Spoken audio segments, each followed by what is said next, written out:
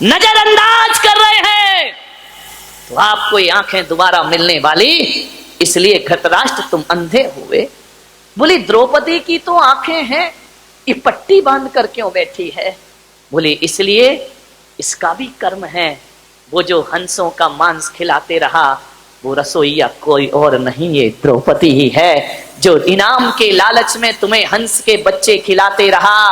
आंखें होकर भी इसने अनदेखा किया, इसलिए आंख होकर भी आंखों में पट्टी बांधने को मजबूर हो गई। अब विचार करिए, रोशनी होकर भी दुनिया नहीं देख पाई गांधारी, ये तुम्हारे ही कर्मों का फल हुआ करता है। मान्यवर ध्यान रखिए, किसी से डरो या ना डरो, मैं तो आपसे निवेदन कर रहा हूं, तुम लोग मराठा हो, महाराष्ट्र में रहने वाले लोग हो, तुम लोग वो व्यक्ति हो बारामती में रहने वालों, बहुत शूरवीर हो, ध्यान रखना, तुम किसी से नहीं डरते। वो तो मेरी किस्मत है कि थोड़ा बहुत तुम लिहाज कर लेते हो, नहीं तो किसी से डरने वाले हैं महाराजा शिवाजी छत्रपति के वंशज लोग। विचार कर, आप किसी से नहीं डरते हैं, लेकिन मैं आपसे निवेदन करूंगा एक संत होने के नाते मत डरो किसी से, भगवान से भी मत डरना। उलक सागर की तो क्या औकात, मैं कह रहा हूं कि भगवान से भी मत डरना, मां बाप से भी मत डरना, बड़े भाई से भी मत डरना, समाज से भी मत डरना। लेकिन मैं आपसे एक निवेदन करता हूं कि समाज से, भाई से, परिवार से, बड़े बुजुर्गों से, गुरु से भी मत डरो। नहीं डरना तो मत डरिए, निर्भीक होकर जिए। लेकिन आपसे एक निवेदन करूंगा कि डरना तो भगवान से भी नहीं चाहिए, लेकिन आपसे एक ही निवेदन है मेरा कि भगवान से डरो या ना डरो, पर आदमी को अपने कर्मों से जरूर डरना चाहिए, क्योंकि कर्म किसी को छोड़ दे भगवान तो फिर भी छोड़ देगा, लेकिन कर्म किसी को भी छोड़ते नहीं। कर्मों को सुधार। कबीरा जब हम पैदा हुए, जग हंसे हम रोए, वैसी करनी कर चलो, हम हंसे जग रोए। ध्यान रख, कर्मों को सुधारिए, करनी सुधार लो, कर्म सुधर गया, जन्म सुधर गया। ध्यान रखना, मति सुधर गई, गति सुधर जाएगी, भाव सुधर गए, भाव सुधर जाएंगे। ध्यान रखें, कुछ नहीं करना है, सोचना है आपको, धृतराष्ट्र को 100 बच्चों की लाश पे आंसू बहाना पड़े। ये कैसी जिंदगी है हमारी? अपना पेट भरने के लिए किसी का पेट फाड़ देना, ये इंसानियत हुआ करती है। विचार करिए, अपना जीवन जीने के लिए, गला बिठाएगा तो, अपना जीवन जीने के लिए दूसरों की जिंदगी उजाड़ देना, ये कैसी मानविकता है? हम तो वो लोग हैं जो दूसरों के लिए अपने जीवन का बलिदान कर दिया करते हैं। महात्मा बुद्ध जब जा रहे थे जंगल से, एक शेरनी हिरनी का शिकार कर रही थी। महात्मा बुद्ध ने कहा ठहरो, ये मत करो। बोले ये मेरा भोजन है। महात्मा बुद्ध ने कहा ऐसा मत करो, पिछले जन्म में किया था तो शेर की पर्याय मिली है, इस जन्म को सुधार ले। शेरनी से कहा, उसने कहा कि मैं क्या करूं? बोले हिरनी को छोड़, मुझे भूख लगी है। महात्मा बुद्ध ने अपना हाथ शेरनी के मुंह में दे दिया, तुझे भूख मिटाना है तो मुझे खा के भूख मिटा ले, लेकिन उस बकरी को, उस हिरनी को छोड़ दे।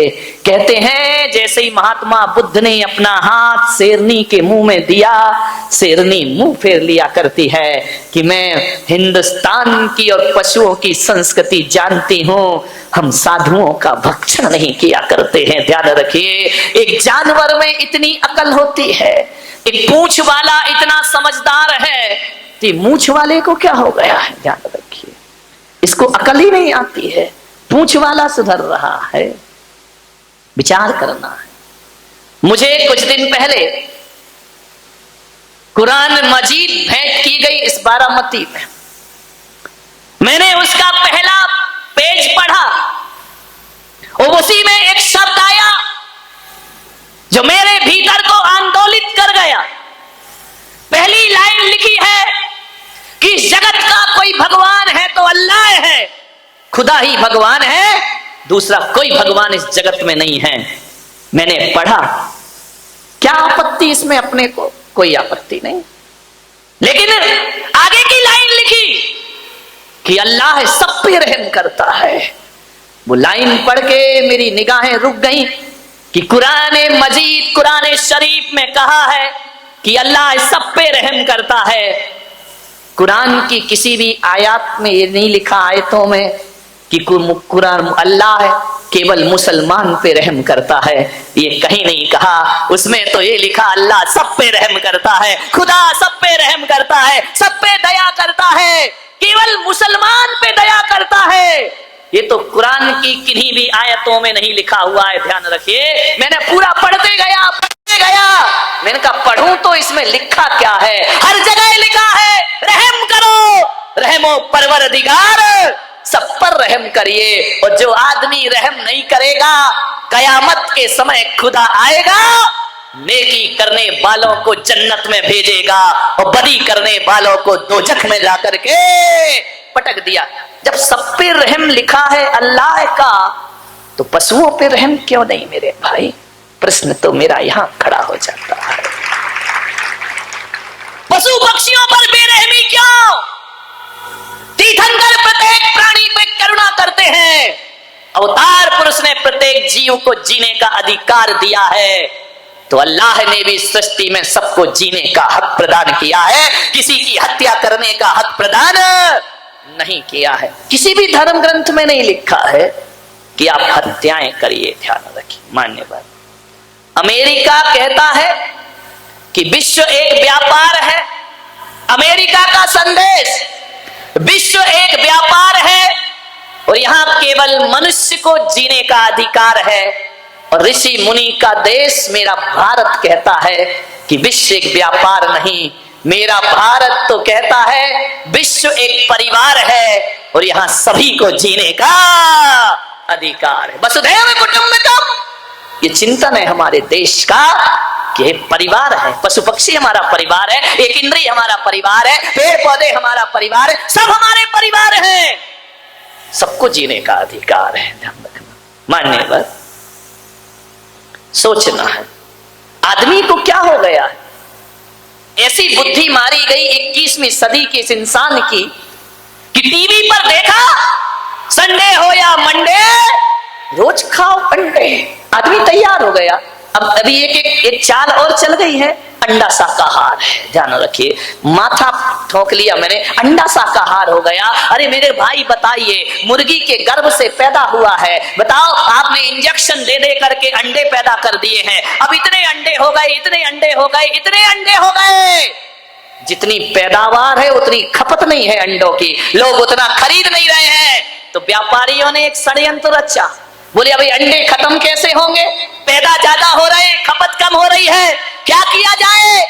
तो ध्यान रखना, व्यापारियों ने एक षड्यंत्र रचा कि अंडे को शाकाहार घोषित कर दिया जाए ताकि शाकाहारी कौम भी इसके गिरफ्त में आ जाए। ध्यान रखना है आपको, अंडा कभी शाकाहार नहीं हो सकता है। हाँ, मैं उस दिन शाकाहार मान लूंगा जब अंडा किसी पेड़ पर लटका हुआ दिखाई देगा, तो मैं कहूंगा अंडा बचाइए अपने बच्चों को। टीवी पर ऐसे विज्ञापन आते हैं, मैं तो कहता हूं संडे हो या मंडे कभी ना खाओ अंडे। ध्यान रखना, स्वर्गों में संडे मंडे नहीं होते। ध्यान रखना, स्वर्गों में संडे मंडे नहीं होते, मुनियों के साथ गुंडे नहीं होते, अहिंसा के हाथ में डंडे नहीं होते और शाकाहारी की थाली में अंडे नहीं होते। ध्यान रखिए, शाकाहारी, शाकाहार उत्तम। चाल चल रहे हैं और आदमी इतना मूर्ख है जो एडवर्टाइज देख लिया वही चाहिए हमको। जैसी स्टाइल, हेयर स्टाइल देख ली, हमारे छोरे तैयार, हमारी भी ऐसे ही होना चाहिए। महिलाओं ने देख ली, मेरी साड़ी उसकी साड़ी से सफेद कैसे, सुपर रेन। ध्यान रखिए मान्यवर, अब वही चाहिए जो टीवी पे देख लिया। अब चाहे उसमें गुण हो, उसमें उपयोगिता हो, क्वालिटी हो या ना हो, अब तो वही चाहिए। विचार करिए, सोचिए, ऊंचे लोग ऊंची पसंद, माणिक चंद।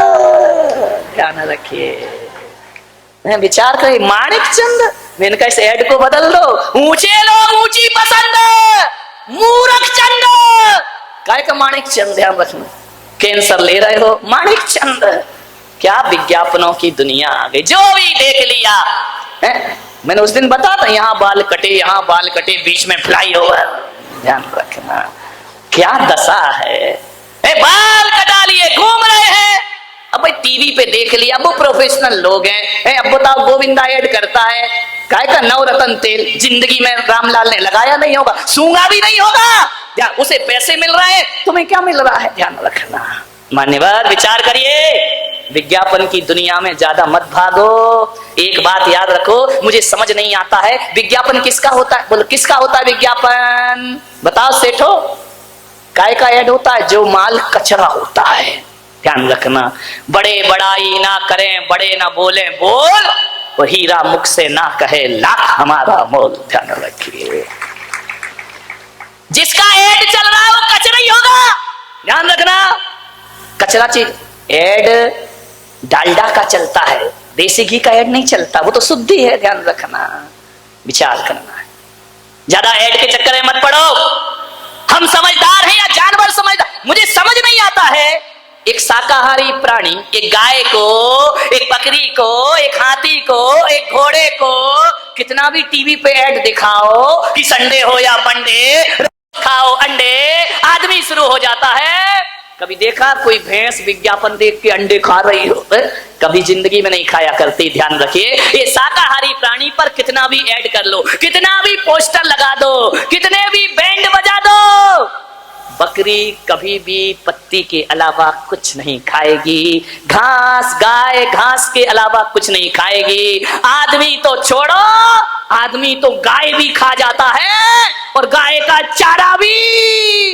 लालू चारा ही खा गए गाय का। ध्यान रखिए।